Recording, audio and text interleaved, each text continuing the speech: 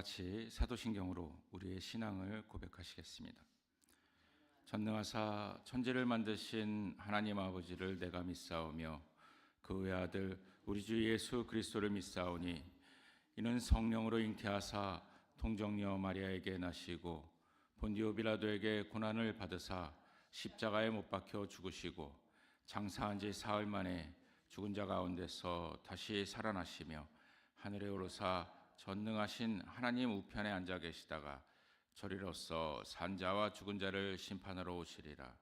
성령을 믿사오며 거룩한 공회와 성도가 서로 교통하는 것과 죄를 사하여 주시는 것과 몸이 다시 사는 것과 영원히 사는 것을 믿사옵나이다. 아멘. 찬송가 28장입니다. 찬송가 28장 복의 근원 강림하사.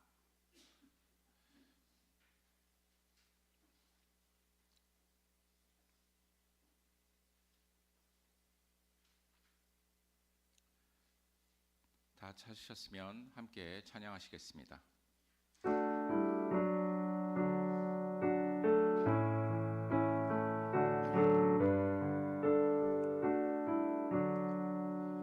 복의 근원 강림하사 찬송하게 하소서.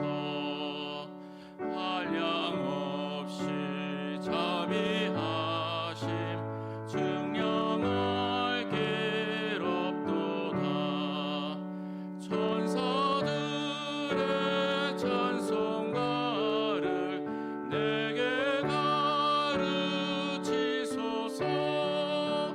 구속하신 그 사랑을 항상 찬송합니다. 주의 크신 도움 받아 이때까지 왔으니 이와 같이 천국에도 이르기를 바라네. 하나님의 품을 떠나 죄에 빠진 우리를 예수 구원하시려고 보혈을 내어주셨네. 주의 귀한 은혜 받고 일생 빚진 자 되네. 주의 은혜 사슬 되사 나를 주께 매소서. 우리 마음은 연약하여 범죄하기 쉬우니 하나님이 받으시고 천국인을 치소서.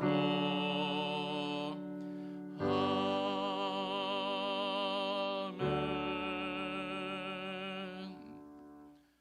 오늘의 말씀은 민수기 11장 24절로부터 29절까지의 말씀입니다.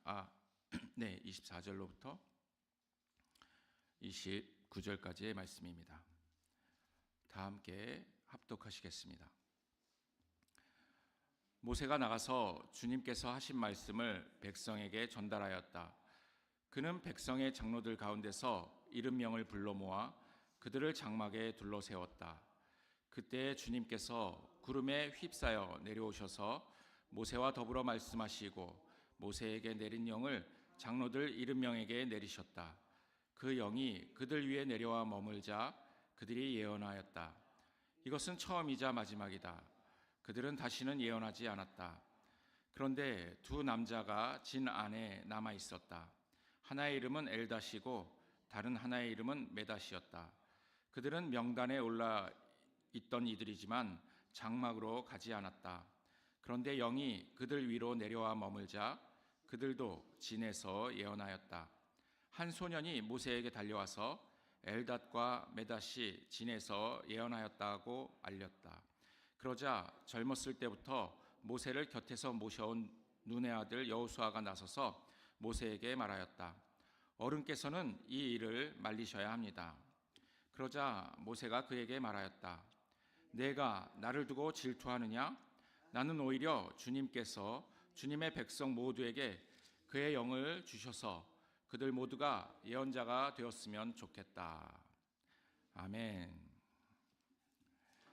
오늘도 주님의 평안이 여러분과 함께 하시기를 바랍니다. 오늘 찬송가의 내용과 비슷한 내용이 오늘 설교의 말씀입니다. 오늘 제목은 모두가 예언자가 되었으면 좋겠다라는 제목으로 함께 나누겠습니다. 이집트를 탈출한 이스라엘 백성은 하나님과 동행하면서 하나님과 잘 지내지 못했습니다. 하나님의 말씀을 믿지 못하여서 하나님의 말씀을 무시하기도 하고 또 하나님을 원망도 하고 자기들 멋대로 판단하였습니다. 그리하여 하나님께서 그들에게 화를 내시기도 합니다. 하나님께서 정복하라고 명하신 가나안 땅 앞에서 가나안 사람들이 무섭다고 하여서 뒤로 돌아서서 가나안으로 가지 않겠다고도 하고 또 모세가 시내산에 올랐을 때에는 금송아지를 만들어서 금송아지를 여호와다 하면서 섬겼습니다. 또 길을 갈 때에는 배고프다, 목마르다 하며 하나님을 향하여서 원망을 했습니다. 이러한 이스라엘 백성을 향하여서 하나님은 무섭게 화를 내시기도 하셨습니다. 민수기 11장은 이렇게 시작합니다. 주님께서 들으시는 앞에서 백성들이 심하게 불평하였다. 주님께서 듣고 진노하시어 그들 가운데 불을 놓아 진 언저리를 살라버리셨다. 백성이 모세에게 부르짖었다. 모세가 주님께 기도드리니 불이 꺼졌다. 그래서 사람들은 그곳 이름을 다베라라고 불렀다. 주님의 불이 그들 가운데서 타올랐기 때문이다. 이 다베라는 불사름이라는 뜻을 가지고 있습니다. 이때 이스라엘과 하나님의 관계는 어떻게 보면 말 안 듣는 사춘기의 아이와 또 부모와의 관계 같아 보이기도 합니다. 말 안 듣는 것은 잘못된 것이지만 사실 그 책임은 부모에게 있습니다. 매를 들 수도 있지만 매가 능사는 아닙니다. 훗날 하나님께서는 예수 그리스도를 통하여서 사랑으로 부모로서의 책임을 지셨습니다. 그 책임은 비단 죄에 대한 책벌만이 아닙니다. 순종하는 아이가 될 수 있도록 힘과 능력도 주셨습니다. 오늘 본문의 말씀이 이와 관계가 있습니다. 이 민수기 11장 4절을 자세히 읽어보면 이스라엘 자손 가운데 섞여 살던 무리들이 먹을 것 때문에 탐욕을 품으니 이스라엘 자손들도 또다시 울며 불평하였습니다. 이스라엘 자손이 먼저 불평한 것이 아닙니다. 섞여 살던 무리들이 먼저 불평을 하였습니다. 이 섞여 살던 무리라는 말은 이스라엘과 함께 살지만 이스라엘에 동화되지는 않았다는 의미를 내포하고 있습니다. 이스라엘 백성은 그들의 행동에 영향을 받아서 그들과 함께 하나님께 불평을 합니다. 마치 사탄의 유혹을 따라가는 모양입니다. 우리의 불평과 불만은 모두 하나님을 향해 있습니다. 이스라엘 백성이 모세와 아론을 향하여 불평불만을 했지만 사실은 하나님을 향한 불평과 불만인 것입니다. 그리고 그 불평과 불만은 모두 우리 사이에 있는 사탄의 유혹에 넘어간 것입니다. 그러면 어떻게 불평과 불만을 하지 않고 우리가 살아갈 수 있을까요? 하고 여러분이 물으실지 모르겠습니다만 바울은 우리에게 항상 기뻐하라, 범사에 감사하라고 우리에게 권면을 하고 있습니다. 이 권면은 과연 가능한 일인가요? 여러분은 그렇게 사실 수 있겠습니까? 이스라엘 백성은 광야에서 만나를 먹었습니다. 그리고 이 만나에 대해 이렇게 평합니다. 누가 우리에게 고기를 먹여줄까? 이집트에서 생선을 공짜로 먹던 것이 기억에 생생한데 그 밖에도 오이와 수박과 부추와 파와 마늘이 눈에 선한데 이제 우리 눈에 보이는 것이라고는 이 만나밖에 없으니 입맛이 떨어졌다. 만나를 얼마나 싫어하는지 알 수 있는 대목입니다. 이 만나는 하나님의 기적입니다. 그렇죠? 그런데 그 기적이 일상이 되니까 이 기적을 무시합니다. 또 7절에는 만나에 대해서 이렇게 설명하고 있습니다. 만나의 모양은 가시와 같고 그 빛깔은 부돌라와 같았다. 백성이 두루 다니면서 그것을 거두어다가 맷돌에 갈거나 절구에 찢고 냄비에 구워 과자를 만들었다. 그 맛은 기름에 반죽하여 만든 과자 맛과 같았다. 기름에 반죽하여 만든 과자 맛은 어떤 맛일까요? 설탕이 없이 이것이 과연 맛이 있었을까요? 이 부돌라 빛깔이라는 것은 진주의 빛깔이거나 혹은 향기나는 나무에 그 진이 나올 때 그 진이 굳었을 때 그 빛깔을 말하는 것입니다. 이때는 흰색은 아니죠, 그렇죠? 진주가 흰색은 아닙니다. 그런데 출애굽기 16장 31절에 보면 만나는 고수씨처럼 하얗고 그 맛은 꿀 섞은 과자와 같다 이렇게 말씀을 하고 있습니다. 민수기 11장 7절과 비교하면 색깔도 달라지고 맛도 다 달라졌습니다. 만나가 왜 맛과 빛깔이 달라졌을까요? 제 생각에는 이스라엘 백성들이 만나를 싫어하고 폄하하였기 때문일 것이라고 생각을 합니다. 꿀 같던 말씀을 싫어하고 무시하면 꿀 같던 맛에서 기름 섞은 그러한 맛이 나게 되어 있는 것입니다. 하나님의 말씀을 존중하고 사모할 때 하나님의 말씀은 우리에게 꿀 같은 맛이 날 줄로 믿습니다.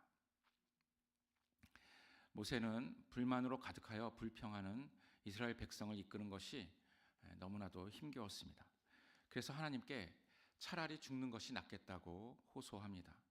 이때 하나님께서는 모세의 짐을 덜어주시겠다고 말씀하시면서 백성의 장로들 가운데서 70명을 불러 모아 그들을 장막에 둘러세우게 하셨습니다. 그때 주님께서 구름에 휩싸여 내려오셔서 모세와 더불어 말씀하시고 또 모세에게 내린 영을 장로들 70명에게도 내리셨습니다. 그 영이 그들 위에 내려와서 머물자 그들이 예언을 하였습니다. 이러한 일은 이때가 처음이자 마지막으로 장로들은 다시는 예언하지 않았습니다. 그런데 두 사람이 하나님의 부르심에 응하지 않고 진 안에 남아 있었습니다. 그들은 명단에는 올라 있었던 사람들입니다. 엘닷과 메닷이라는 이름을 가진 자들입니다. 이 엘닷이라는 이름의 뜻은 하나님께서 사랑하셨다라는 뜻이고 메닷은 사랑하는 또는 다정한 이러한 뜻입니다. 이름은 그러한데 하나님의 부르심에 응하지 않은 자들입니다. 그런데도 불구하고 하나님의 영이 그들 위로 내려와서 머물렀습니다. 즉 명단에 있는 자들에게는 다 하나님의 영이 내려온 것입니다. 그들도 하나님의 영이 내려오자 그들도 진 안에서 예언을 하였습니다. 그것을 목격한 한 소년이 놀라서 모세에게 달려가서 이러한 사실을 이릅니다. 그러자 모세를 오랫동안 모신 눈의 아들 여호수아가 이 일은 잘못된 것입니다 라고, 그래서 이건 말려야 됩니다 라고 그렇게 모세에게 말을 합니다. 이때 모세의 답변이 아주 흥미롭습니다. 내가 나를 위하여 그들을 질투하느냐? 나는 오히려 주님께서 주님의 백성 모두에게 그의 영을 주셔서 그들 모두가 예언자가 되었으면 좋겠다. 모세만이 주님의 영을 받는다는 것이 무엇인지 아는 사람이었습니다. 그렇기 때문에 주님의 영을 받는 것이 얼마나 좋은 것인지 또 얼마나 필요한 것인지 아는 유일한 사람이었습니다. 그 좋은 주님의 영을 주님께서 70인의 장로들에게도 부어주십니다. 그렇게 하심으로써 백성을 이끄는 모세의 짐을 같이 나누어지게끔 하셨습니다. 이 모세의 바람은 훗날 하나님의 말씀이 됩니다. 하나님의 약속이 됩니다. 잠언 1장 23절이나 이사야 32장 15절 또 요엘 2장 28절 등에서 하나님께서는 내가 내 신을 만민에게 부어주시겠다고 이렇게 말씀을 하십니다. 그 후에 한번 읽어보겠습니다. 요엘서 2장 28절입니다. 그 후에 내가 내 신을 만민에게 부어주리니 너희 자녀들이 장래일을 말할 것이며 너희 늙은이는 꿈을 꾸며 너희 젊은이는 이상을 볼 것이며.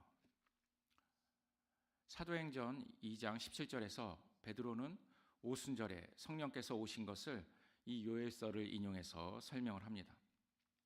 특히 그 요엘서 2장 29절을 같이 말하는데 그때 내가 내 영으로 내 남종과 여종들에게 부어주리니 저희가 예언을 할 것이요 라고 이렇게 말씀을 하셔서 예언한다는 것이 바로 성령을 받는 표징임을 알 수 있습니다. 그리스도께서 하늘로 올라가신 후에 오순절에 이 일이 이루어졌고 우리는 그리스도의 사역을 이어받아서 마치 모세의 짐을 나누어지는 것처럼 우리는 그리스도의 사역을 나누어 받았습니다. 이 70명의 장로들은 딱 한 번만 예언을 합니다. 성령께서 머무시는 것 자체가 일회성이라는 것이 아니라 기름 부음을 받음으로써 자격을 얻은 것을 나타내는 것이기 때문입니다. 그런데 예수님께서는 이 성령을 한량없이 받으셨다고 요한복음 3장 34절에서 말씀을 하고 있습니다.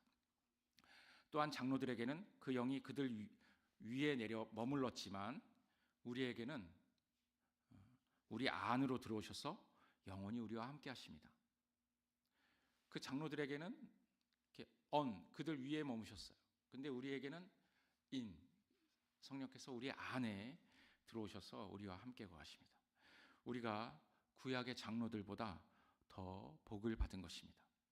하나님께서는 민수기 12장 3절에서 모세는 땅 위에서 사는 모든 사람 가운데 가장 겸손한 사람이라고 이렇게 말씀을 하십니다. 개역개정이나 개역 한글에서는 이제 온유라는 단어로 번역을 했습니다. 이 단어는 히브리어로 아나우라는 단어인데 가난한, 고통받는, 겸손한, 온유한 이렇게 번역을 할 수 있습니다. 그런데 이 단어는 그 의미가 이런 뜻이 있어요. 바로 짐승을 길들였다라는 그러한 뜻이 있습니다. 이 길든 짐승은요, 길이 들수록 온유합니다. 길들었다는 것은 야생을 잃어버렸다라는 뜻이기도 합니다. 또 우리는 함께 살아가면서 서로에게 길이 들기도 합니다. 부부가 서로 닮아간다는 것도 서로에게 길들었다는 말이 됩니다. 또 자녀를 길렀다는 것은 자녀가 길들었다는 것이기도 합니다. 단어가 비슷하죠. 길렀다, 길들었다. 모세는 땅 위에 사는 모든 사람 가운데서 하나님께 가장 길이 잘 된 사람이다라고 하나님이 평하신 것입니다. 그런데 인류 역사상 모세보다 더 잘 길든 사람이 있었습니다. 바로 예수 그리스도이십니다. 하나님께 길들려면 오직 성령께서 임하셔야만 가능합니다. 하나님께서 우리에게 성령을 주신 것은 하나님께서 우리를 기르시고 우리는 하나님께 길러진다는 그러한 말입니다. 그리하여 우리는 하나님을 닮은 하나님의 자녀로서 살아갈 수 있는 것입니다. 베드로는 예수 그리스도의 이름으로 세례를 받고 죄 사함을 얻으라. 그리하면 성령을 선물로 받으리니 라고 이렇게 말씀을 합니다. 우리는 그리스도의 뒤를 이어서 성령을 선물로 받음으로써 예수 그리스도 안에서 온전히 그리스도를 닮아갈 줄로 믿습니다. 우리는 할 수 없는 그것을 하나님께서 우리에게 성령을 주심으로 우리가 할 수 있게 된 것입니다. 이것을 믿으시길 바랍니다. 모세가 성령을 힘입어서 모든 이스라엘 백성에게 성령이 임함으로 모든 백성이 예언자가 되길 원한 것과 같이 이것은 모세만의 바람이 아니었죠. 모세 안에 있는 성령의 바람이기도 합니다. 그렇게 모든 백성이 예언자가 되길 원한 것 같이 주님도 우리가 예언자가 되기를 원하십니다.